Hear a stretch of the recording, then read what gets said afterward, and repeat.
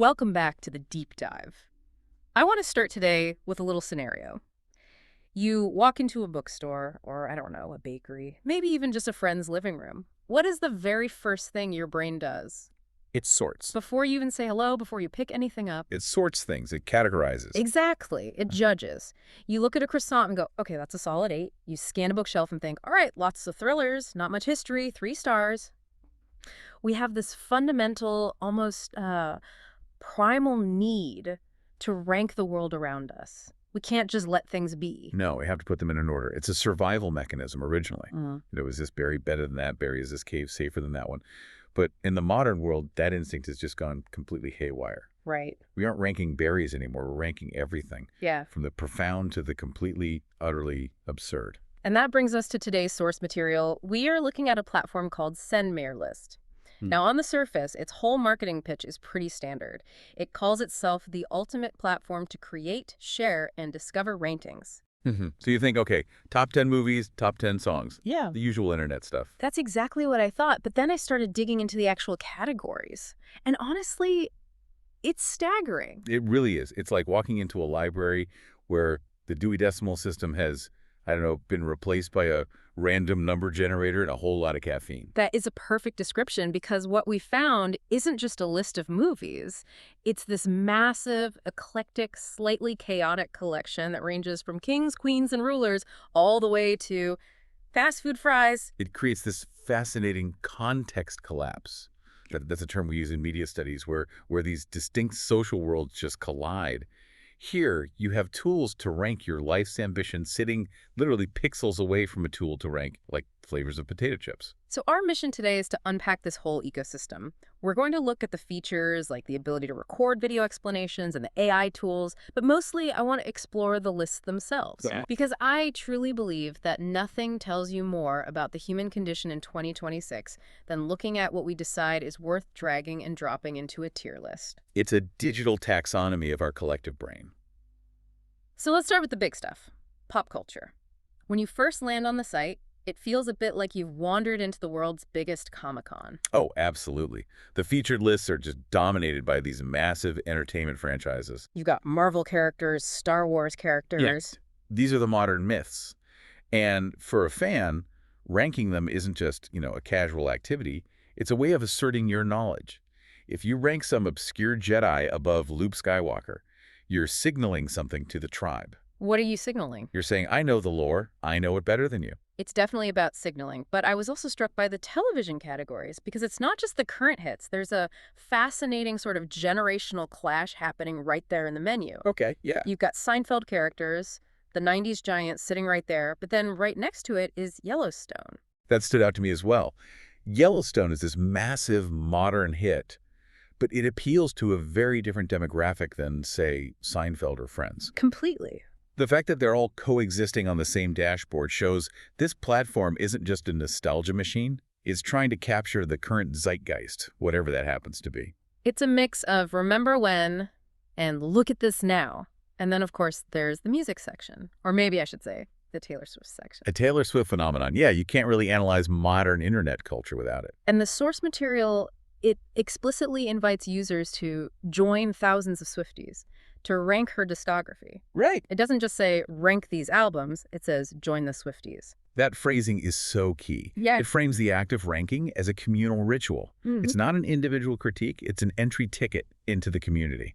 By declaring your favorite era, you're defining your identity within that group. It turns a list into a badge of honor. Exactly. Speaking of badges of honor, did you see the 80s cartoons category? Rank classic 1980s animated shows? Pure nostalgia bait. Totally. But it works. As soon as I saw it, my brain started arguing whether Transformers beats He-Man. It just pulls you in. Oh, yeah. But, and here's where I think it gets really interesting, we move from entertainment, which is subjective, to food. And let me tell you, people take their food rankings way more seriously than their politics. Oh, the food fight categories? Yeah. This is where the real conflict happens. It's so granular. It's not just desserts. You have donuts, specifically a dozen donuts ranking. You have ice cream flavors, breakfast cereals, candy. And Girl Scout cookies, which is practically a seasonal sport in and of itself. But then you flip to the savory side. Pizza toppings and hamburger toppings. These are the classic debates. But I noticed something shifting in the food section. It stops being about ingredients and starts being about brands. Yes, that is a critical distinction. Hmm. You aren't just ranking chips based on, saltiness. Mm. You are ranking potato chip brands. Yeah. You're ranking fast food restaurants and drink brands. So it turns the user into a consumer advocate. In a way. Yeah. Yeah, it's brand loyalty, just gamified. When you sit down to rank fast food joints, placing one in the S tier and other in the F tier, you are essentially doing free market research for them. You are reinforcing your own identity as a Burger King person or McDonald's person. And some of them are so weirdly specific. Did you catch the Memphis BBQ list? I did. Rank the best BBQ joints in Memphis. Now, I love Memphis BBQ. It's legendary. But on a platform that also has Wonders of the World, And U.S. presidents. having a dedicated list for specifically Memphis BBQ restaurants feels oddly specific. It suggests the content is being driven by passionate users. It's not just a corporate content farm pumping out generic lists. Someone somewhere really cares about Memphis BBQ and wanted the world to weigh in. I guess so. It's the same with fast food fries. Not the burgers, not the nuggets, just the fries. It forces you to isolate that one variable and judge it. Okay, I want to take a left turn here. Because we've covered pop culture stuff and the food fights, those are, expected. But as I was scrolling through the source material, I hit a section of the platform that made me actually stop and say, wait, what? Exactly. The weird and niche category? Yeah. It gets bizarre. I have a feeling I know exactly which list you're going to bring up first. Epstein flight logs. Yeah, that is jarring. The description is, craft your flight list. And it is sitting there in the exact same user interface with the same drag-and-drop mechanic as Disney movies. This is the ultimate example of that context collapse I mentioned earlier. You are taking a dark, real-world dataset documents associated with a massive scandal and alleged crimes, and you're treating it like a deck of Pokemon cards. You're gamifying a criminal investigation. It feels trivializing, doesn't it? But at the same time, it's basically how the internet processes information now. Right. Everything is content. Everything is a list. It strips the moral weight away from the subject and turns it into data points to be sorted. It's the same energy as the famous ghosts list right next to it. Rank your favorite ghosts. Or email to Elon. That one confused me. Craft your message to Elon Musk. What are we ranking there? Drafts. Sentiments. It implies that communication itself is being turned into a listicle format. Instead of writing a letter, you just rank your talking points. It's very meta. And then you have the humor lists, funny Wi-Fi passwords, funny pet names. That feels like old school internet. That's the kind of stuff we used to forward and chain emails in, like 1999. It's comforting in a weird way to see it formalized here. But then you have this obsession with physical objects. Army men? Rank your soldiers. But they're plastic green men. They're identical except for the pose. How do you rank them? Is the guy with the bazooka inherently better than the guy with the walkie-talkie? Well, if you're playing with them, absolutely. The bazooka guy has a higher damage output. But as a list, it's purely aesthetic. It's asking you to have an opinion on something that arguably doesn't warrant one. And deck of cards. Not a card game, the deck itself. Ranking the ace of spades against, I don't know, the three of diamonds. I suppose there is a hierarchy in games, but ranking the cards themselves, it's just absurdism. But there was one category that I actually had to look up because I had zero clue what it was. Let me guess. Labubu characters. Yes. Rank your favorite Labubu. Hmm. I stared at that for a solid minute. So what is it? So for the uninitiated, Lubu is a character created by an artist named Kaising Long. It's part of this massive blind box designer toy culture, sort of like Pop Mart. They're these little monster characters with jagged teeth and mischievous grins. It's like the new Beanie Babies. In terms of collectability, yeah. But seeing it here is just wild. You have Lubu characters sitting right next to U.S. presidents. That's the image that sticks with me. Abraham Lincoln and a jagged-toothed vinyl monster are treated with the exact same level of importance by the software. That is the democratization of data in its purest form. To the algorithm and maybe to the user, there are just two things that need to be sorted. Lincoln, S tier. Labubu, A tier. Let's shift gears to status. We talked about brands, but there's a whole other layer here that feels like digital window shopping. A luxury and aspiration category. Right. Luxury brands, Rolex watches, auto brands. Now, I'm going to go out on a limb and guess that most people ranking Rolex watches don't own the entire collection. Highly unlikely. This is aspirational ranking. It's a vision board in list form. It allows you to participate in the hierarchy of wealth without spending a dime. You can have a strong opinion on the Submariner versus the Daytona, and for a moment, you feel like an insider. It's like fantasy football, but for rich people stuff. Exactly. And then you have the modern status symbols, Twitch influencers, and social media sites themselves. That part is recursive. You are on a website ranking other websites. And then probably sharing that ranking on those websites. It's a loop. I ranked Twitter as #1, and I posted it on Twitter. It shows how tribal we are about our platforms, your Team TikTok or Team Instagram. We treat apps like sports teams now. Speaking of sports, the platform covers all of them. NFL, NBA, MLB, NHL, MLS. That makes sense. Sports is literally about ranking. Sure. But there is one final pivot this platform makes that I find arguably the most interesting. Because suddenly it stops being about entertainment, stops being about status, and it tries to run your life. The productivity pivot. Yes. Yeah. You can create a weekly to-do list, a monthly to-do, your goals, even today's to-do, where you prioritize tasks by importance. This changes the nature of the interaction entirely. Everything else we've discussed, movies, fries, Labubus, is passive. You are judging things that already exist. Yeah. But a to-do list is active.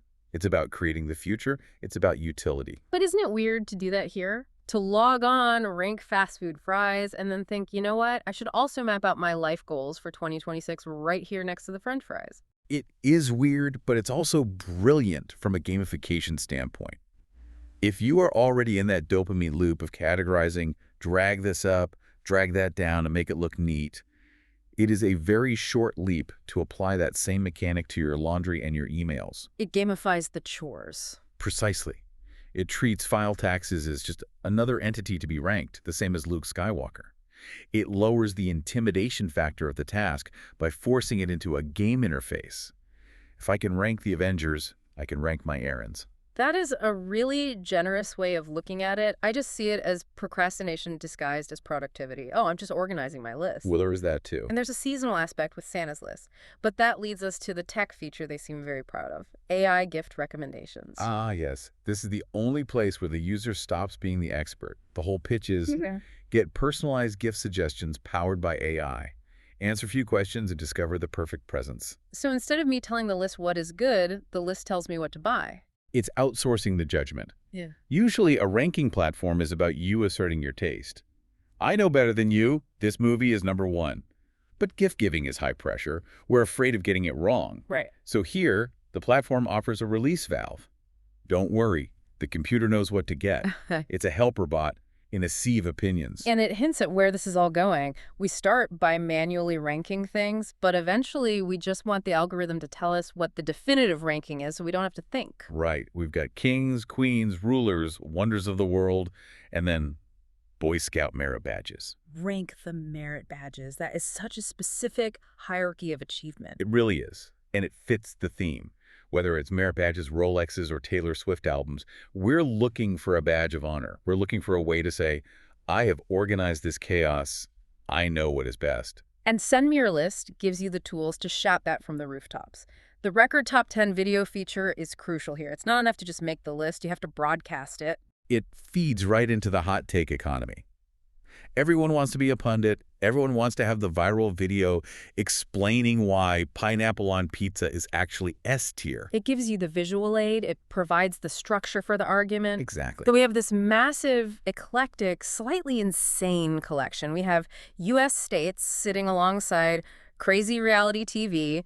We have Labubu characters next to presidents. And we have year goals next to funny Wi-Fi passwords. It means that our brains don't compartmentalize as much as we think they do. We like to think we have a serious mode for work and a fun mode for hobbies. But this platform shows that it's all just one big soup. Yeah. We move fluidly between high culture and low culture.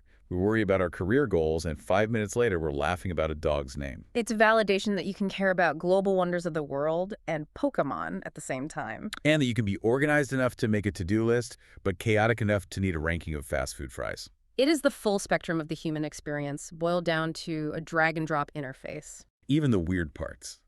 Especially the weird parts. But here's the kicker for me. The source emphasizes that you can create your definitive rankings. It calls itself the #1 ranking platform. It wants to be the authority.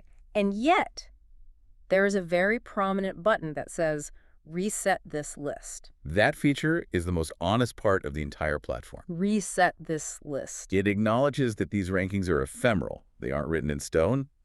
Your favorite ice cream flavor at age 20 is probably not your favorite at age 40. Your year goals change. Right. The ability to wipe the slate clean is just as important as the ability to create the list in the first place. It's like a digital Etch-a-Sketch. You make your definitive statement to the world, this is who I am, this is my hierarchy, and then you shake it and start over. And don't forget the mystery list option. Rank your mystery list. That is the ultimate blank canvas. It admits that even with Epstein flight logs and donuts and Labubus, they haven't covered everything. There is always something else to rank. And the personal list option. Create and rank your own custom list. It puts the power completely in the user's hands. Which is really what this is all about. Right. Control. We can't control the world, we can't control the economy or the weather, but we can control whether The Empire Strikes Back is better than A New Hope. And sometimes that little bit of control is all we need. So as we wrap up this deep dive, I'm left thinking about that reset button. We spend so much energy trying to figure out the definitive order of things. We want to be right.